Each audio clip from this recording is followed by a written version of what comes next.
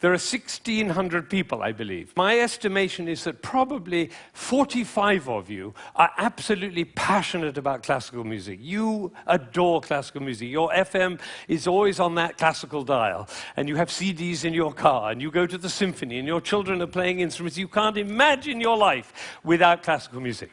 That's the first group. It's quite a small group. Then there's another group, bigger group. These are the people who don't mind classical music.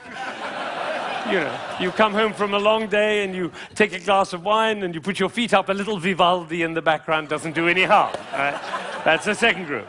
Now comes the third group. These are the people who never listen to classical music. It's just simply not part of your life. You might hear it like secondhand smoke at the airport, but and maybe a little bit of a march from Aida when you come into the hall, but otherwise you never hear it. That's probably the largest group of all.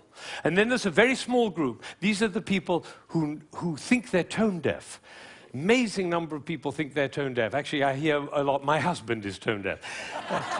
Actually, you cannot be tone deaf. Nobody is tone deaf. If you were tone deaf, you couldn't change the gears on your car in a stick-shift car. You couldn't tell the difference between somebody from Texas and somebody from Rome. And the telephone.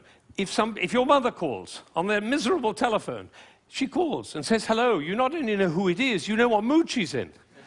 You have a fantastic ear. Everybody has a fantastic ear. So nobody is tone deaf. But I tell you what, it doesn't work for me to go on with this thing with such a wide gulf between those who understand, love, and passionate about classical music and those who have no relationship to it at all. The tone-deaf people, they're no longer here. But even between those three categories, it's too wide a gulf. So I'm not going to go on until every single person in this room, downstairs and in Aspen, and everybody else looking, will come to love and understand classical music.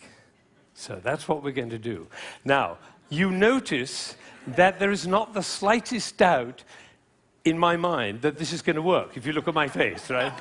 It's one of the characteristics of a leader that he not doubt for one moment the capacity of the people he's leading to realize whatever he's dreaming. Imagine if Martin Luther King had said, "I have a dream." Of course, I'm not sure they'll be up to it.